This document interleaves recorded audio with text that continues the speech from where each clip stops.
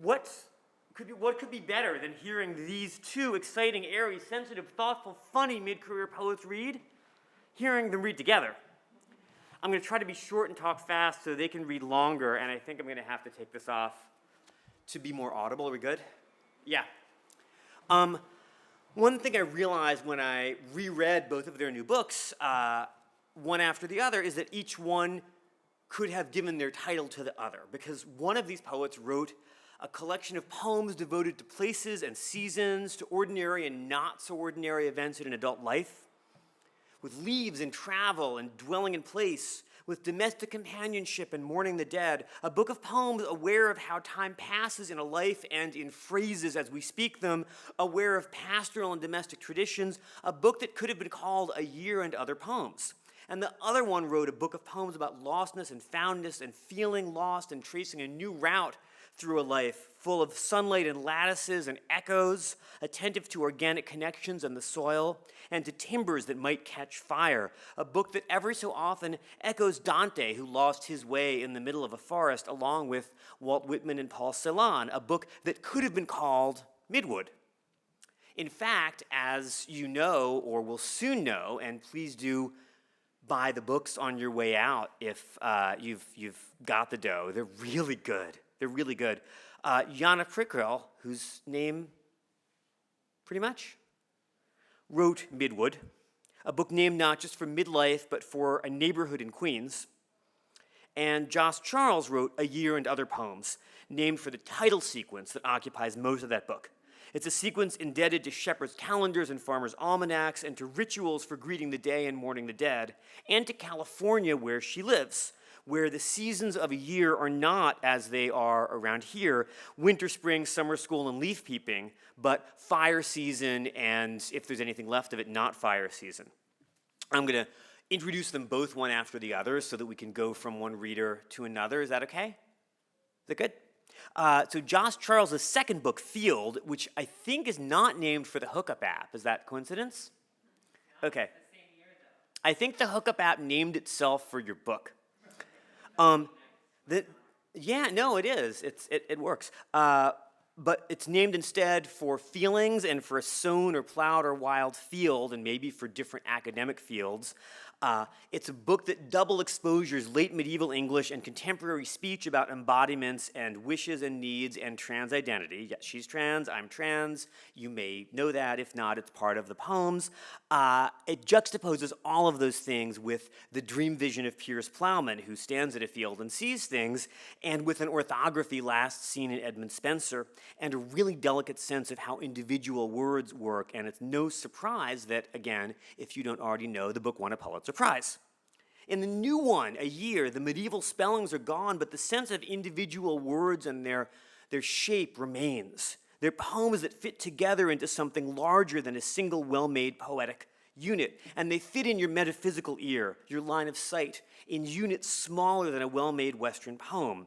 Units that someone's probably compared to haiku or tanka, but to me, they don't feel at all Japanese indebted, but rather like fragments of Western song or fiber art, or maybe small birds singing to one another, not caring whether people transcribe the entirety. They redefine lyric as something in the head canon of the beholder, as itself a fragment for us to complete, a window left open enough for you to appear. The lyric is what the mind finds will suffice, is what's enough for you, but also a space where we can see you, through which you fit. A poem in that book is not clarity, but the shadow of something clear. If it were all clear, it would cast no shadow. The light would just pass through. The impurities and the unclarities make the poem a frame for her or your face. There are also reactions to climate disaster, to the fire that comes with its own ice-melting deluge. My love, she writes, is like a raven o'er the flood, and there is never not a flood. There is falling ash in Santa Ana, falling in your year. A year, the book gently implies, of grief for a nameless friend or perhaps a lover. Of grief, the year being a COVID year for all of us.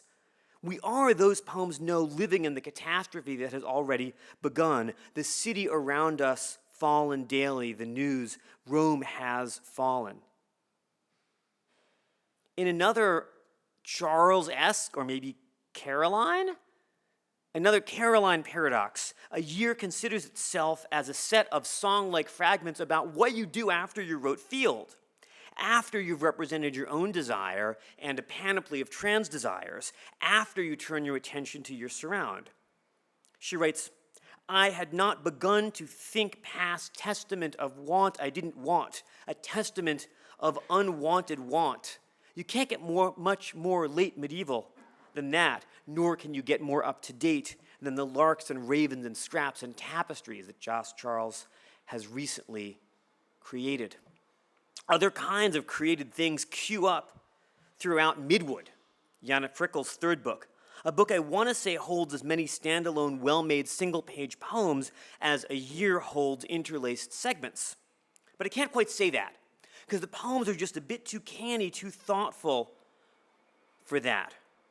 They are off balance, never quite complete, anxious in the way that modern life, especially life with young children, can make us anxious.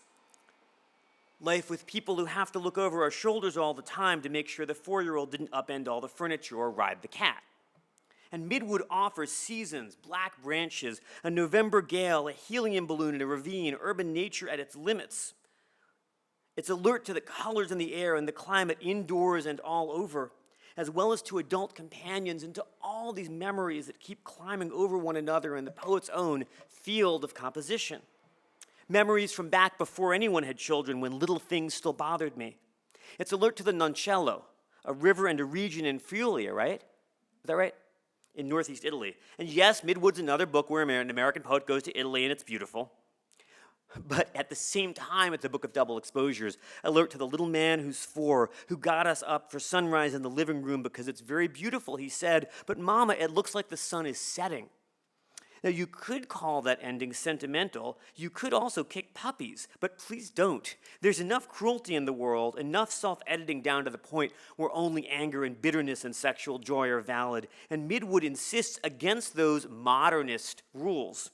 That day-to-day life, the whole other spectrum of emotions, can add up to a year worth writing and might add up to much more even, and this is another one of her titles, given the little room where lovers reunite, where I slowly concluded deserving you was not my problem. What a conclusion. It's the room where we find our happiness or not at all, to quote a poet who Prikryl resembles regularly. And if you noticed how long that sentence got, how much I'm trying not to end my sentences to make do with no punctuation except commas, that's partly because I'm really breathless with enthusiasm for this book sometimes because it's very exciting to me, but it's also to call your attention to a technique that I believe Jana Prikryl invented, a trick that's more than a trick, a device that shows us how much she attends to the ongoing, much as the poetry of A.R. Ammons uses only colons until the very end. This book uses nothing but commas when it contains punctuation at all, because we want more. We breathe in, and then we pause and we breathe out, and we look into the fresh air and ask, where are the sparrows, my morning confidants? And we see the maples with their male pattern baldness, the lines, another pun, of every twig, every fire escape, the present shuddering and coming to rest over and over, almost to rest, the way we might come to rest, to use another one of her metaphors, one of my favorites, on a balance beam, alongside those letters you sent me in childhood, folded in a box, a whole day's drive away. Jana Prikryl lives less than a whole day's drive away from us. Do you, in fact, live in Midwood? More or less, yeah, just across the ravine from Midwood. And what neighborhood is that? Is it? Okay. Thank you. Okay. She lives in Ditmars Park, near Midwood, in the 5 boroughs of New York, where she works for the New York Review of Books. And her previous books of poems include The After Party and No Matter. She's so good.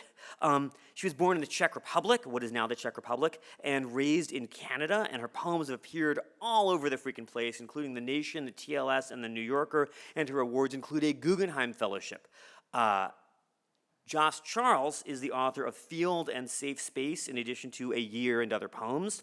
She teaches creative writing at the University of California, Riverside, and in the Randolph College Low Residency MFA program in Virginia. And her awards include a Lily Sargent Award from the Poetry Foundation, Please welcome both amazing poets who will read for 20 to 30, and then you will get a chance to ask them both questions. It's really, I've been waiting for so long to hear them. Thank you so much for waiting.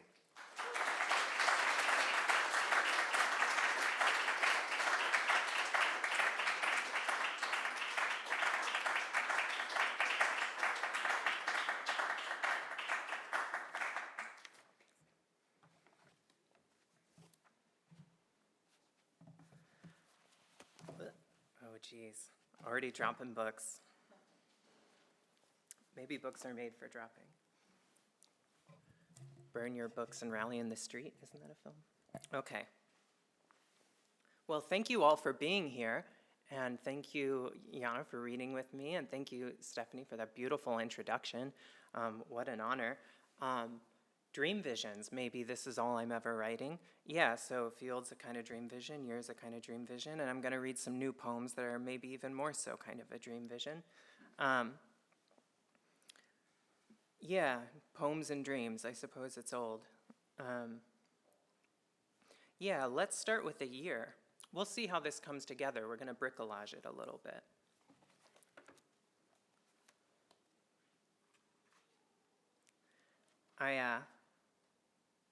As I was leaving, I have stacks of books around my room, and just grabbed the one on top of the stack, and I just realized it's inscribed to my younger brother.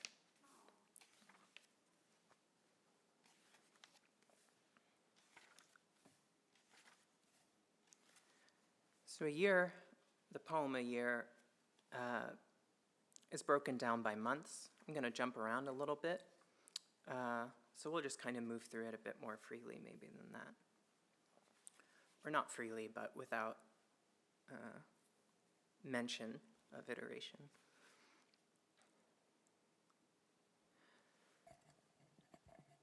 Desert hills all aflame, the old hopes, an oak shook through a screen, our separate smoke caught in the same ascent.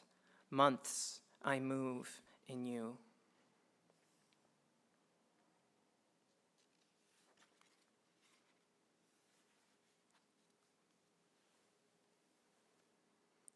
You know, when someone you love is gone and you think you see them, you know, and you see them everywhere, and you see someone you think is them.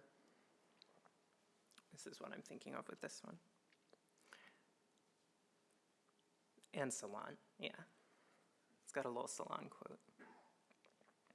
A current gives as much as it has given you, who I swear, saw gone round the tide pools yesterday at noon. But the world is gone. But the world is a lake, the shape of a lake.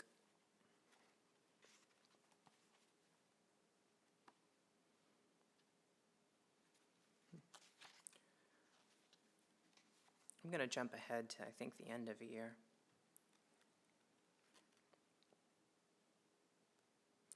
I suppose it's because we're at the end of the year. Feels appropriate.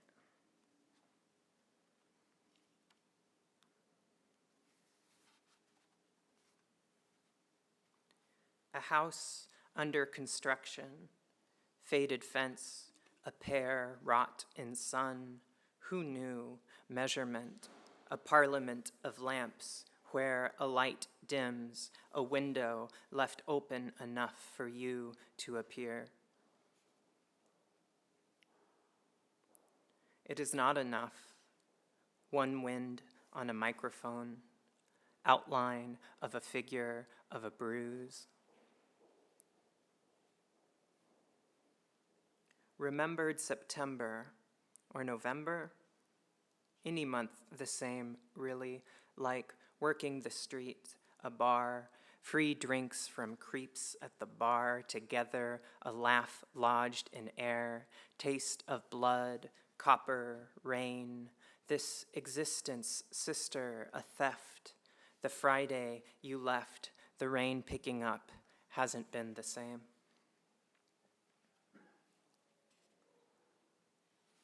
For a possible moment of levity, a cool trick I learned from my best friend, that I remember. So this is a sad poem because I was getting drinks with someone who has passed, a trans woman who's passed, and some creep walked up, right? But my best friend taught me this, that when the creep walks up and is being creepy, you don't say, leave us alone. You say, you're being very rude, you need to buy us all drinks. And then they come back with the drinks, and then you say, okay, leave us alone.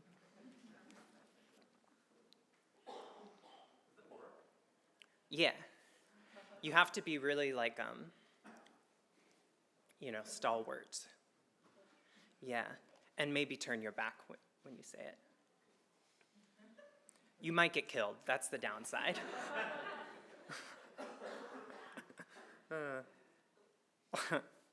We laugh. A berry fallen from a crown of goat horn broke entirely from the sheet of fur you lifted me from while wind blew continuous shut the door.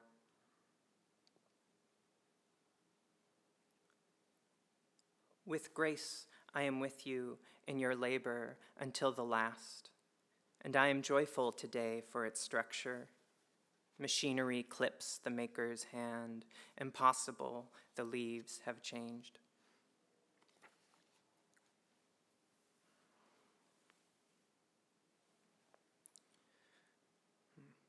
In Pearl, maybe midwood and across from a ravine. Yeah, there you go. That's what that dream vision's about. The one falls, or the dream vision begins at the grave of the child. And there's something so sad about dream visions where the dream ends when it closes, but right? You wake up in the grave. And so however instructional, corrective, confessional, it might get, however much one tends towards satisfaction and penance, I guess, and growth, you're going to wake up in the grave. October rose up, a coastline obstructing itself. I lost something in every room they got in. How, your dreams.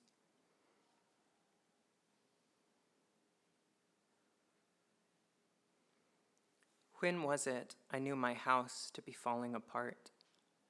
When did I lift an arm or bend backward, corbel-like swung you your back to mine?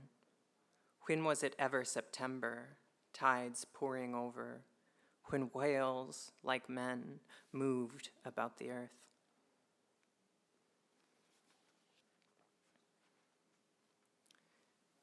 In Long Beach, story time, in Long Beach, where I live, there's this little square called Harvey Milk Plaza. They recently changed it to Equality Plaza, very much in the way that the state will kill someone and then build a monument to them, it used to be full of these very beautiful kind of lemon trees and a little park bench, and a lot of people who are unhoused lived there. And it recently, when it got renovated, for whom, it just became a big slab of concrete. And so when it had all the scaffolding up, and so it was what's it going to be, and then it drops down, right? And it's just flat with one little raised piece of concrete that says soapbox. So I wrote this when that happened. Yeah, there's something, maybe this is worth saying, flaneur-like, maybe. Back to flaneurette, would that be? I don't know. I guess you can't be a woman and be a flaneur, right? You'd be a streetwalker. That's something else. It's not safe out there. Sorry, Baudelaire. And so I was also just, so many of these poems are just things I saw on my walks, right? And I was working a retail job at a 99-cent store, and so I also didn't have a lot of time to write, so it was also just, you write on your lunch break, right? What else do you have? That's why the poems are so short. Didn't have time to write anything else. Who has the labor time to write epics? I don't know. I suppose some people must. Perpetual hair falls to the floor. Harpies make a nest there. No book whose margin isn't illumined with carmine, carbon, gold. When you get back, they will say, we tore down a house and built a statue of a house.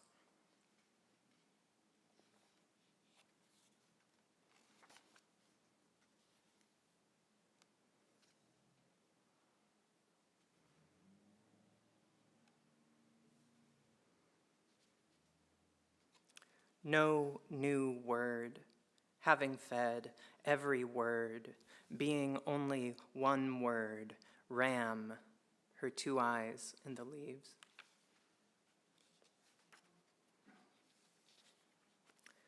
Then I'll read the December section in whole, I think, and then some new poems.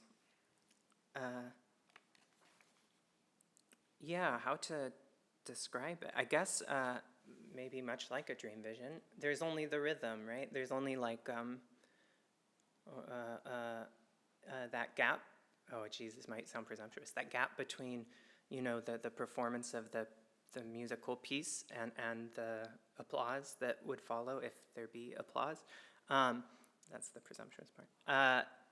And that is what, right, the work leads towards.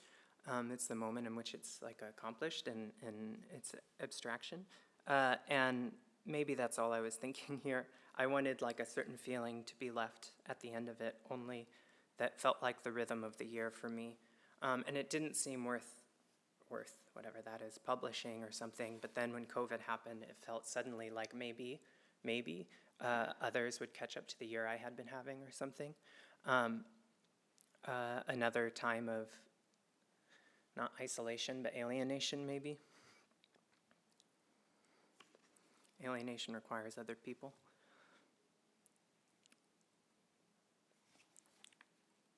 Let's see, what happened this month? I went to Paris for the first time. I haven't really been outside the States as an adult.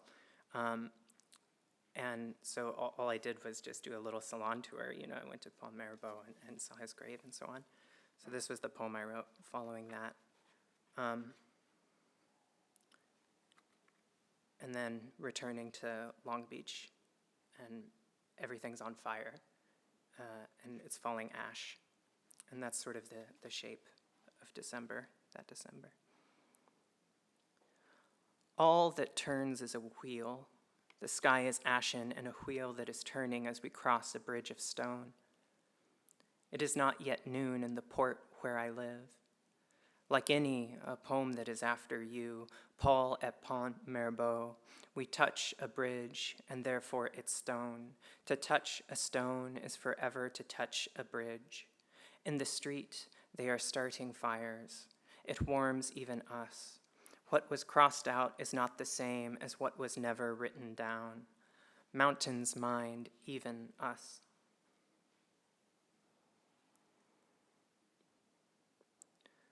Looked at last at the branch that plates your face. Symptom-like we cling, gardener, to each. Love, referentless. From the roof of the apartment, branches break their pits, seedless within it, men in trees sing.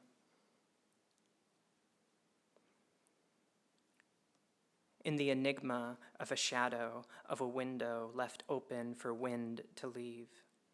In the thought that cannot account for form, and having spent thought, we encounter form only. In the distance between the hole of a stone and a dove within it, of all we have imagined, and we have imagined such distances, what is known and not known, you touch the stone, it could be any stone I live on. It's kind of a little zesty poem at George Oppen, I don't remember that. Twisted the knife. That's Eliot, okay. At some point, all the, modernists, they're all just writing about the same places, how they got there. It is falling ash in Santa Ana, falling in your year, irrecoverably in the evening, holding hands ourselves into the evening, we wept a quiet English the day contained.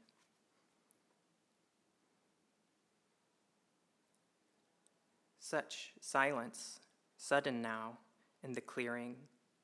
A tarp chains the lot of our speech. Sunday, no women washing at the washing stones. The past is the only mutable thing. A lone tinker in the waves swims.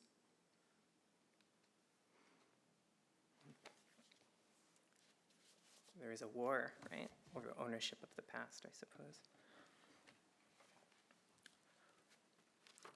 Let's read some new poems. So let's see. If we're going to continue with the arc of field to a year to this, whatever this is, these are kind of sonnets, and they're also a serial work. I'm not going to read the numbers because I don't know how many there are going to be, but I'm going to read them in some kind of order, I guess. And who knows, maybe they won't enter the world at all, or not in the form they have, but at least they can live here with us for their time.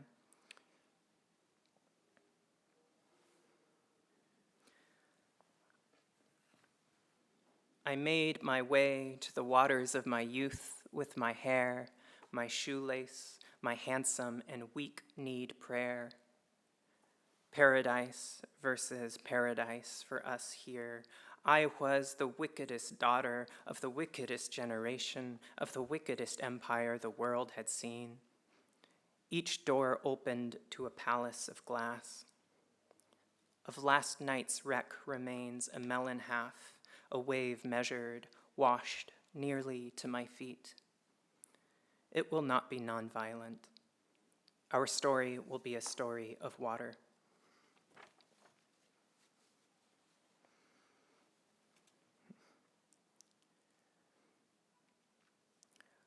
There may be sonnets only in name, but I like their kind of barely there-ness, you know? Some of them are really short lines, and lately I've been getting into the opposite, because this is dialectics, I guess. And so I am also into these very long prosaic lines, but we'll start short. They'll get longer. They're all 14 lines, you get it. Also, this is a grave poem. That's all you need to know.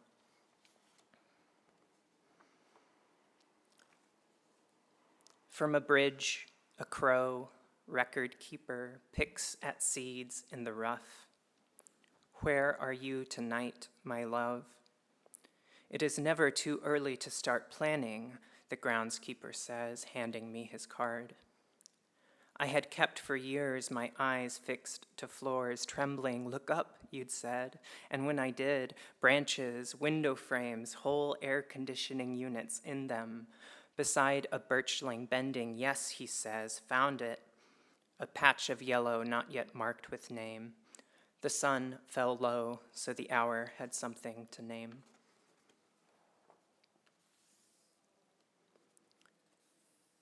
Stephanie hit it on the head, friend or lover.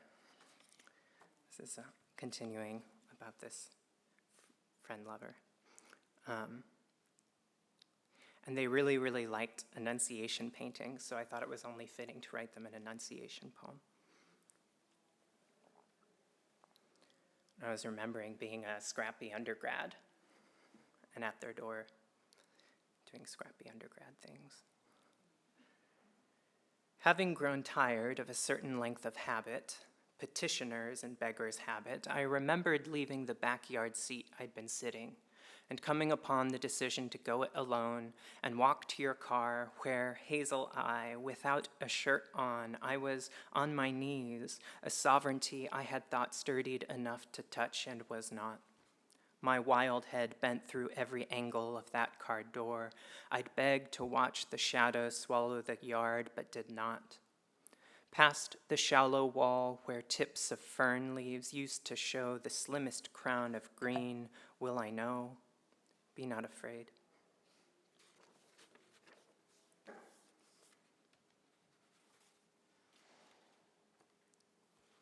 Between mourning and praise, maybe. That's where I like to live. Also during this time, back to visions, oh geez, I was just telling Stephanie, a series of med changes, and maybe smoked a lot of weed, and got triggered into a psychotic episode for a while, and so I started seeing a lot of stuff, yeah, and on top of it, I'm autistic, so I repeat a lot of stuff to begin with, so I started repeating a lot of stuff, you know, and so I was trying to think about that, and I was thinking about this friend or lover of mine who passed, and what is that? I guess that's a case of you. A part of you still pours out of me in these lines from time to time, something like that. Yeah. And so then I started really taking stock of where I learned a lot of phrases and gestures from, and just realizing how much of them continues in me, and realizing,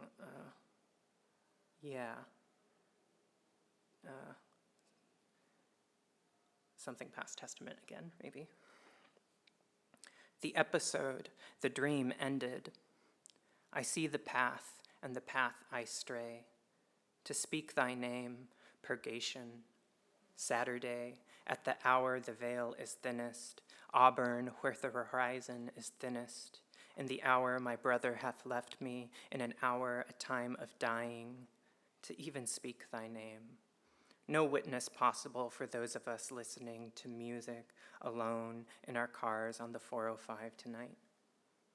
All I have learned is to lift my head, that we met, a child's shirt on, every muscle I thought pushed your face to grin, in a kitchen, docks and jeans. I'd never seen anything so holy, and you spoke to me, a woman naked and devoid of every virtue, the key you gave before the lock. You don't have that much agency, you said. In my misery, it's me, holy Saturday, you exiting. Echolalia, beside nobody, agentless in a queue like a book. A mutual friend messages me in Instagram. Outside Bank of America, I wept. We met, outside a dream we met. Saturday night, first date, repeating something cruel. Rightfully you stopped me. Echolalia, acquisitory, speaking of Blake, out back in a scarf and tape, laughing at boys in boating shoes, intellectual and evangelical, as all are evangelical in the United States. Imagine otherwise the paltry sum of speech I'd be. Echolalia, out back in a sheer top, many-starred and open-aired, speaking the same shit.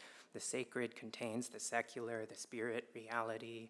Echolalia, boys bristle at the crinkle of thy turning tape, who hold me in me. The episode, the dream ended today. The saddened powers, we, all I've learned to speak, one among thy many splendored names, child among the children, our self-same son, I lift my head.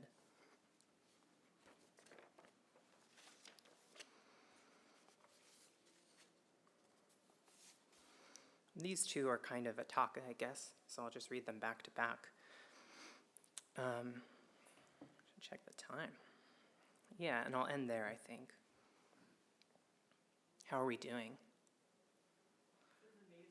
Nice. I wish I had another moment of levity. I know what oh no, that's sad too. I'll read you one field poem, and then I'll give you a moment of levity about it. How about that? Okay, and then the Yeah. So this is a sad poem, but it's got a funny story that I'll tell you after if you stick through it with me.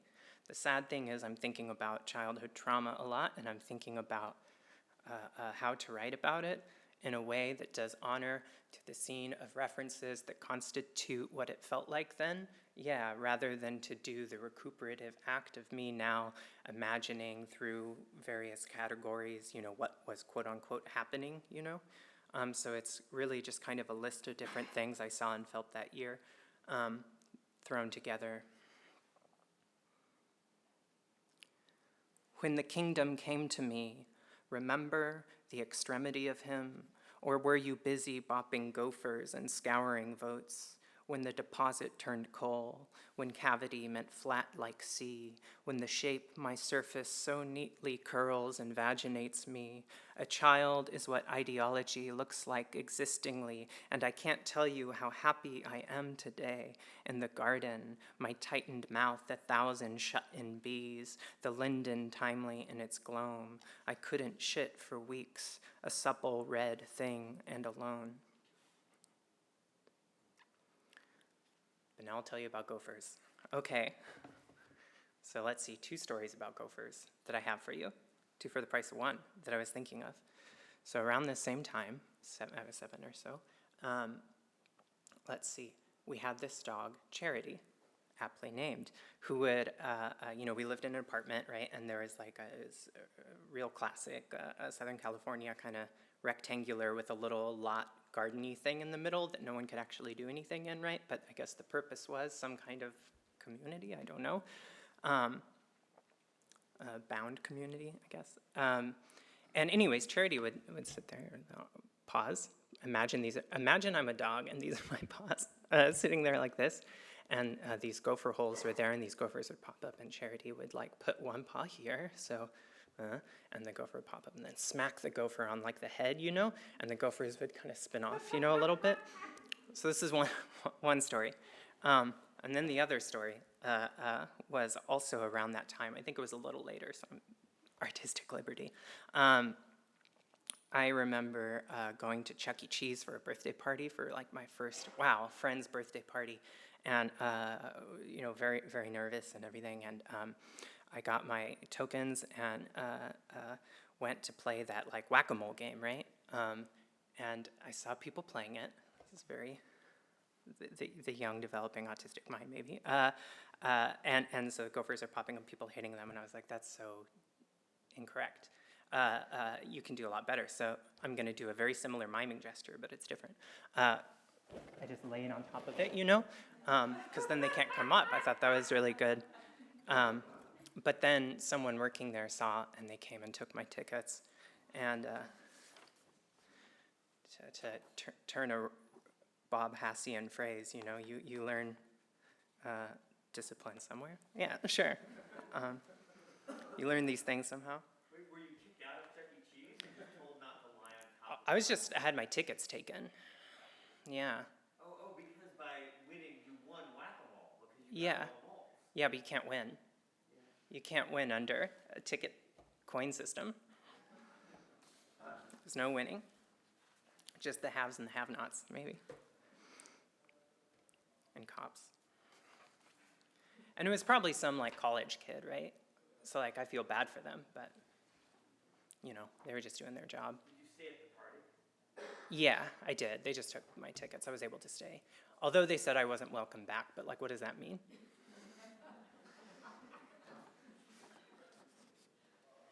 Joke's on them. I don't look the same at all.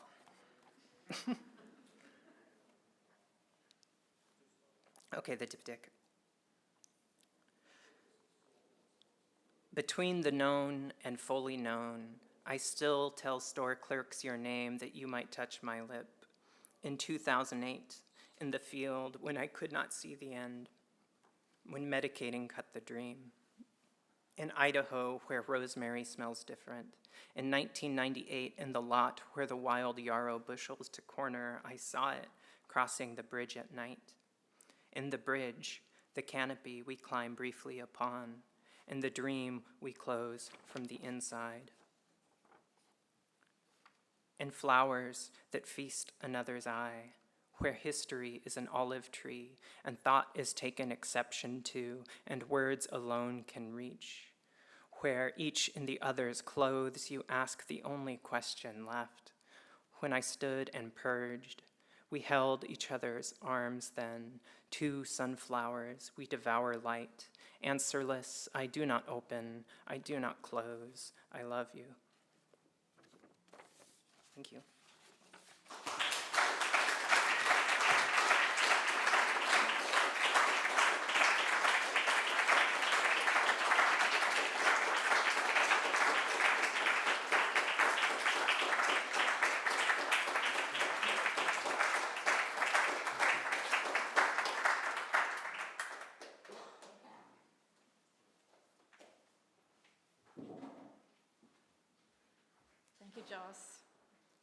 was wonderful.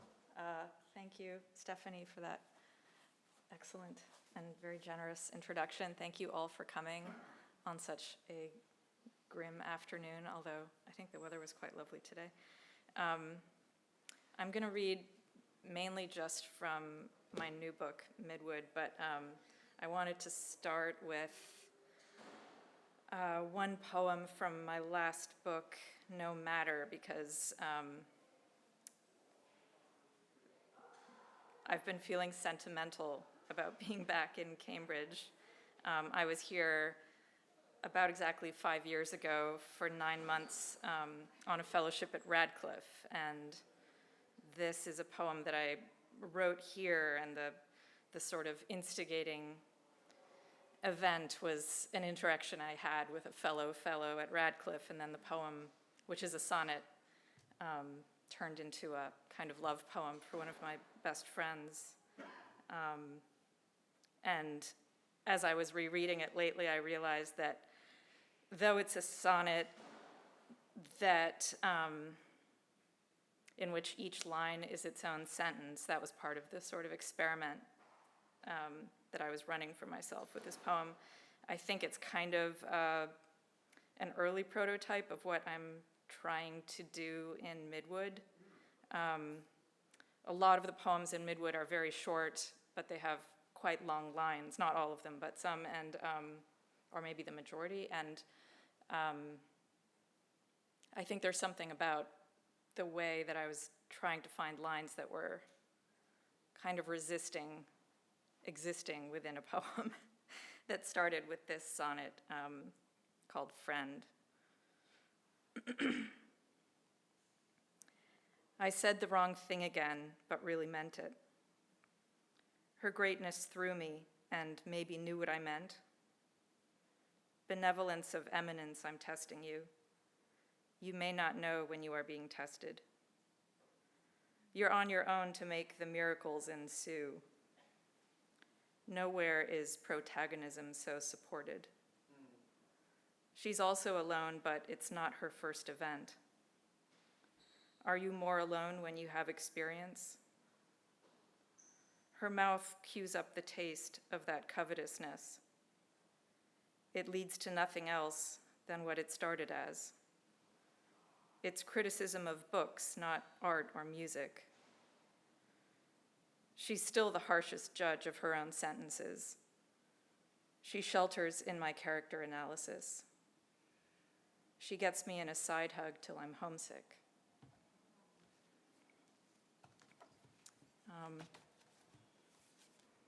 I'll actually start with a poem that Stephanie mentioned. It's called Little Room. He and I, industrious, on facing couches in a room with small windows, trying to solve the problem. And he'd written 4 questions with sample answers I was to amend.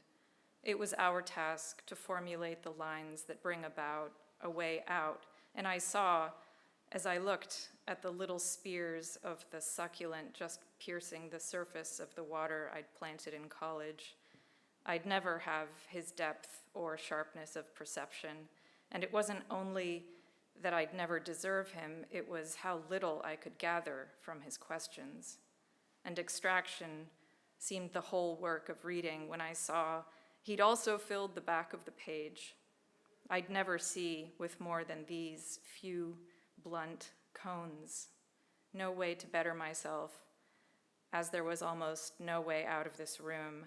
I said, I'm sorry, you're always on top and I'm on the bottom.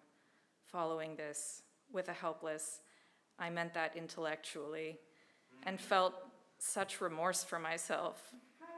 He leaned back against the armrest, by now absorbed in something else.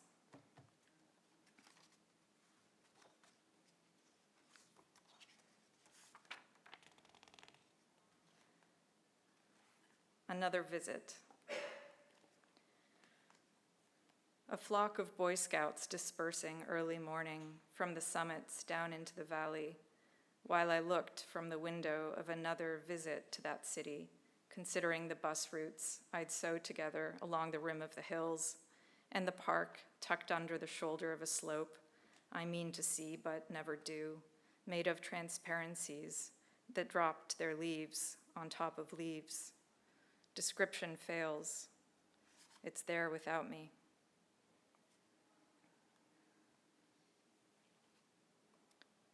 The Noncello. This is indeed a river in northeast Italy. Very beautiful small river. Pardon me? It is not a cello. It's not a cello, but I find the name itself strangely evocative, thanks to the negating of the first syllable. Noncello, an ordinary river in the north. Coincidence? The places I long for are parted by water. Tension on the surface of the Noncello. Even riding low, it looked like it was brimming. Every ripple made of a meniscus, which, imperceptible as body, how it reached you was the tempo, stately tempo of its flow.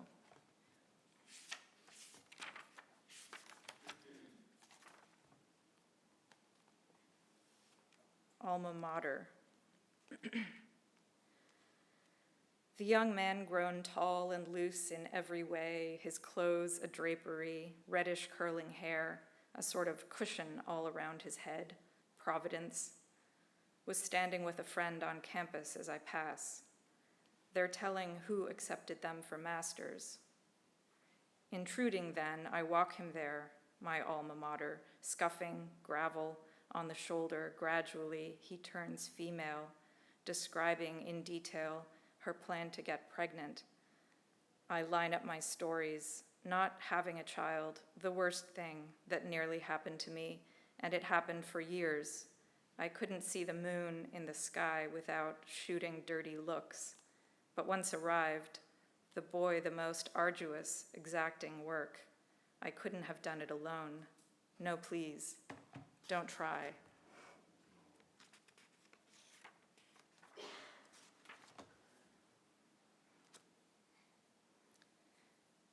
Another time. It started another time in me, a flock of Boy Scouts dispersing early morning from the summits down into the valley.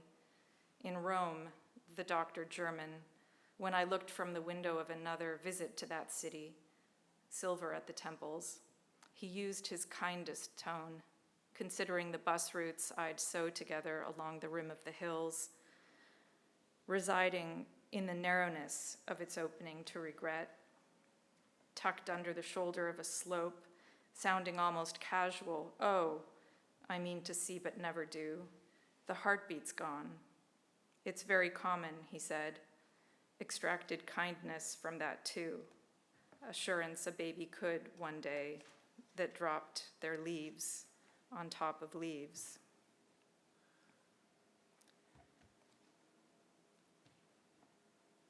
$10. Holding perfectly still at this party, a clutch of talkers. He's at my 4 o'clock. You are at 10, and you've cupped the fingers of my left hand with the fingers of your left hand, as though no one will notice the little link. My whole occupation is holding still, so this may continue. All my feeling refuses to toss the pebble in the current.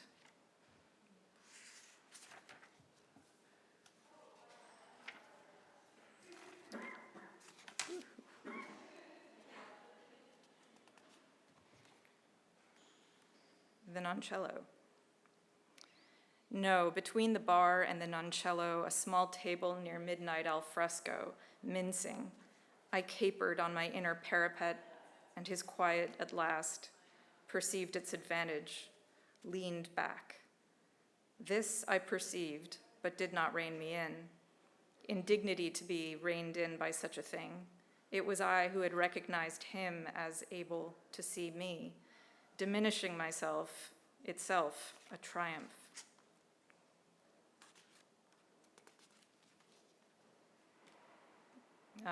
There's a kind of series of poems that runs through the book that are just called Midwood, 1, 2, 3, 4, 5, up to 24, and this is Midwood 10. These are the woody poems in the book.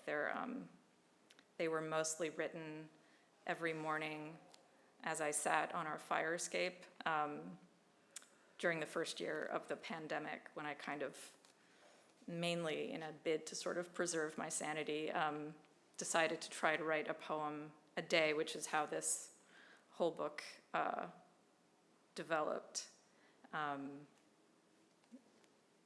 And the task on the fire escape seemed very simple. It was just, we have this fire escape that overlooks the ravine that I mentioned, on the other side of which, according to some maps, is Midwood itself. According to other maps, we are in Midwood. It's a little ambiguous, but I was just trying to look at the trees and see them clearly and see what kind of voice would emerge just through that seeing. I didn't want to dictate what the poems would say. I wanted to see what would come in that state, which seemed a new thing to do to me. Anyway, Midwood 10. Nodding their pages at you, at night they turn into the first, the earliest trees, when everything you didn't know was darkness in the woods. And now it looks like darkness was the form of knowledge. You can't unsee it again.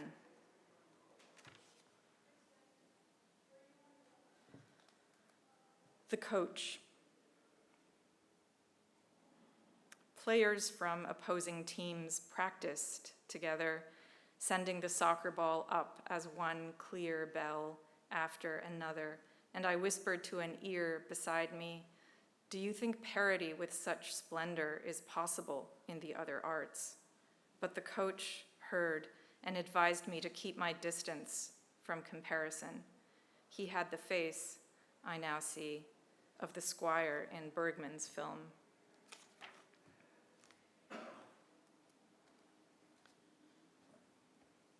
Midwood 11. That summer, when the leaves were at their fluffiest, I issued daily memos on what you mean. The leaves burned neon and suffered the brutish tassels of the squirrels, wagging sectors of the tree with no notice, as if there were a soul inside scratching itself. It was during just that season my task to refuse all symbols, to read you clearly, install you across from this.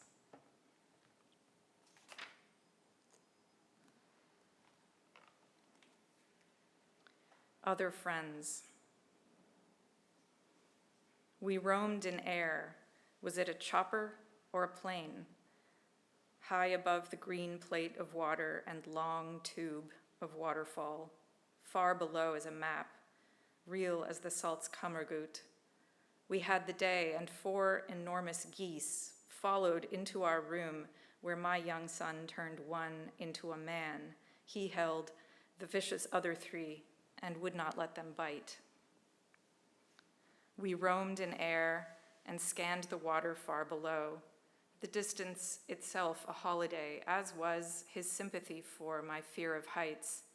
It isn't cheating if he keeps telling me about his wife and I enjoy the tales.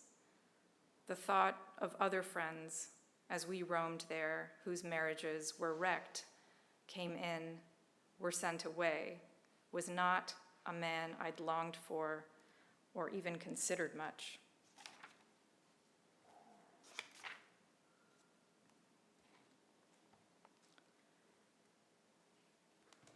The sidecar. We'd rented a house by the sea.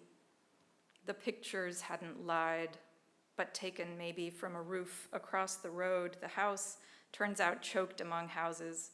I took the baby for a walk through tall grasses by the shore of all maritime history and found the high wooden framework of men harvesting salt, the skinny beams going up and up in a college classroom, Hugh confessed his father was Lindbergh, and we watched his plane go down again, explaining everything about Hugh. I buried my face in the shoulder beside me when his mom in the sidecar perceived he wouldn't level out. They did crash. He'd be damned if he saw those benefits go to everyone in the South. This softened the class to Hugh's baseness because he'd also suffered.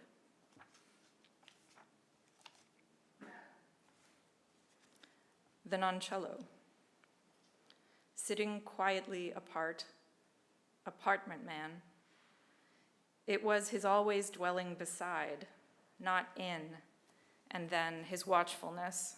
I'm picturing it now, lit by that hint of a smile, neither sweet nor cynical, independent, also, to an extremely sharp degree, ready. Nick Arden in a chair, basically. Nick Arden is the name of a character played by Cary Grant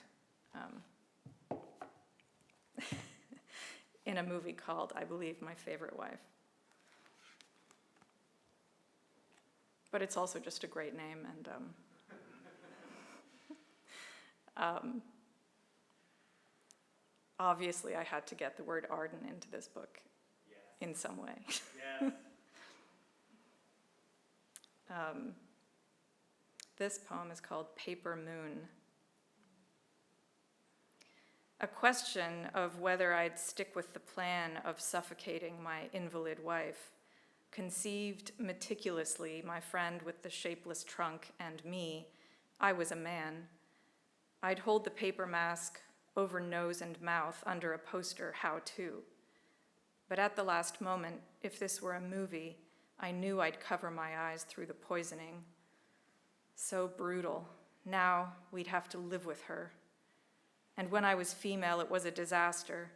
I could not remember the words to the song that suited my voice.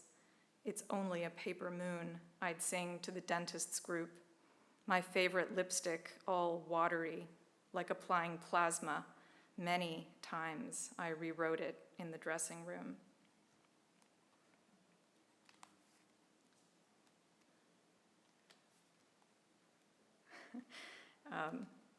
It is not necessary for you to know this, but one of the things that comes into this next Midwood poem, Midwood 14, is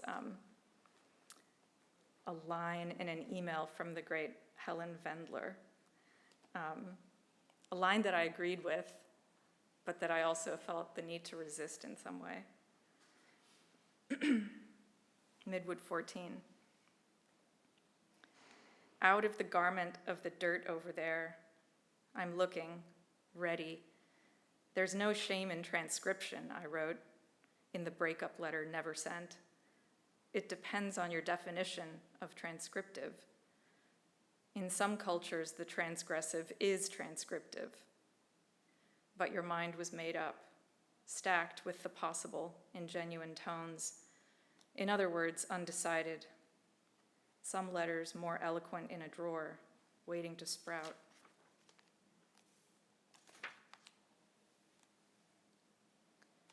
Next cycle. Holding perfectly still at this party, a blizzard begins the night before. A clutch of talkers, he's at my 4 o'clock, our flight home from Christmas, and that day, you are at 10. You've cupped the fingers of my left hand with the fingers of your. But first we need to reach a clinic hours away. The 4 of us at 5 a.m. like a nuclear family shouldering into the car. My old father plows through drifts on the highway. My whole occupation is holding still. Hours to make the next cycle, nobody keener to toss the pebble in the current. True love, and also something else, cracked manly honor, deserves some credit for this baby science and money did nothing to produce. Midwood 15. Look how lively they grow in October. Wind pirouettes the leaves. The leaves still green, they revel in the dip in temperature. They think it means the next few months will be pleasanter.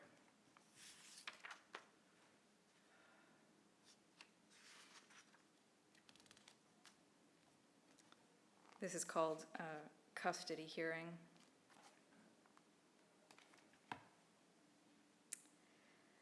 Mom and I whispering, huddled on a set of bleachers that run all the way around a conference table behind the Czech supermodel who's gained custody of my son because she is his mother, until I thought, no.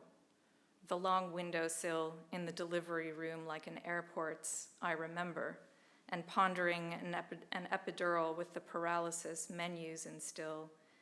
And when the anesthesiologist appeared with his little bucket-like tray, forcing myself to say, actually, his eyebrows going up and my goggled obstetrician telling him, she said no. Then the boy squirted out, so I thought, well, I cheated and she, his wife, has my baby. It's natural.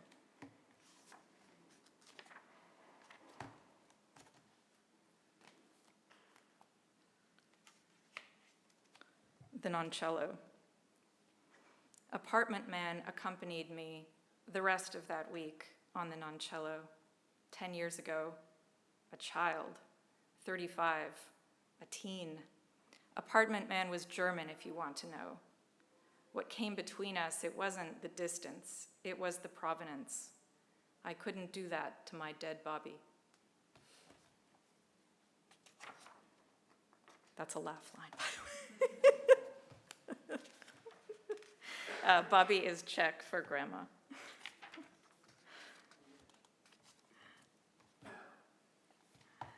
Game show.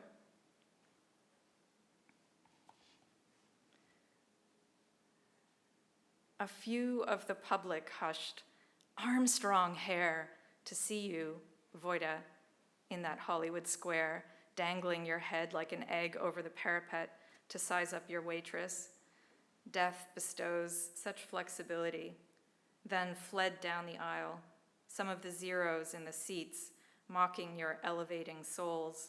I too surprised you feel you need them, but busy taking down Dad's apology on a Ziploc, fat with ink blue wool.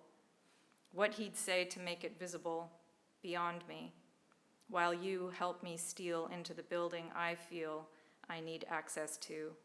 We are all stealth on the imperial carpet, up the stairs, littered with broken objects, and almost caught by those imposters.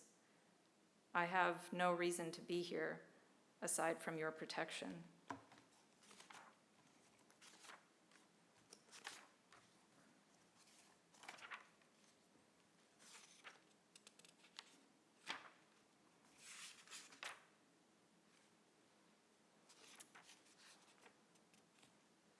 Okay, I think this is the last noncello of the evening. The noncello. Apartment man flew to America. I ran home from work, maybe freshened up at home, before running to the bar where he was parked, his suitcase stashed in back or hard by the plate glass in front. It must have been November, early dark. We sat in the booth exchanging information, gazing madly, and the waitress came.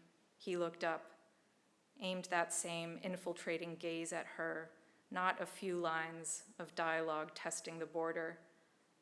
I'm amazed, silently. It is because he's European. He stayed with me his whole stay, but it was over.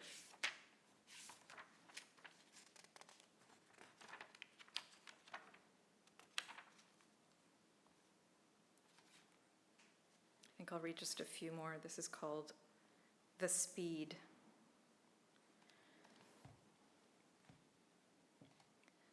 The snow gave a lift careening by this yellow bus, but when we reached the stile, caesura between two freeways installed by who knows who, upholstered in dirt, Earth's tendons popping, the rain had been too recent. sat on the bus waiting for the mud to harden while men laid planks over it, I caught my reflection in the window, and up through the windshield stepped our driver, end of her shift, in green pantyhose, thick legs, no elegance, all power, who'd gone so fast my heart flipped. I gained a piece of knowledge then. It hates to be in cars. The speed's not honest. The face in the glass, not mine, but softened, melted over angles my face lacks.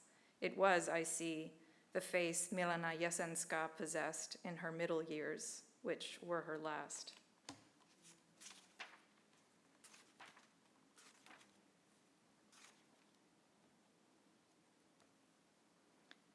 Midwood 23.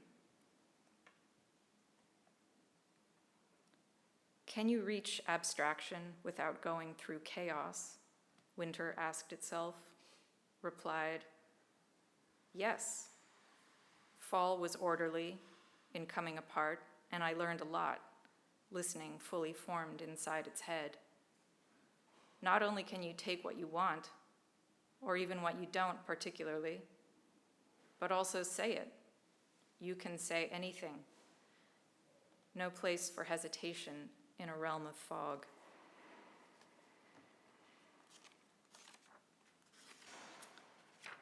I'll just read two more. This one is called Art Deco.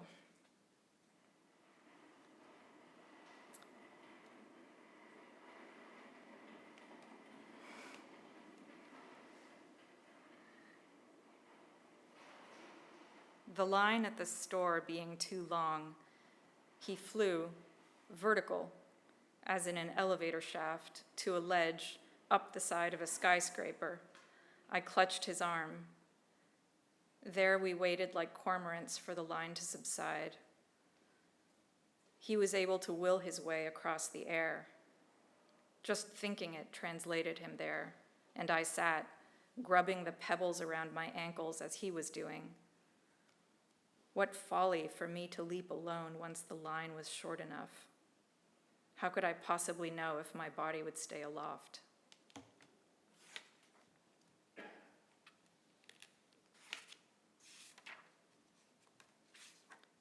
And I'll end with this one called New Apartments. They converted the brutalist hospital into apartments carted up the hill to the village where I was raised. Tidy box-like houses up till then. Perplexing to see the poor living among us now. It was winter in the field behind the apartments. The field all white, pathways coated in a thickness of ice. The ice as clear as glass, or clearer. When I looked, the property of the ice that kept me from touching the gravel forced me to see each pebble entirely as it was.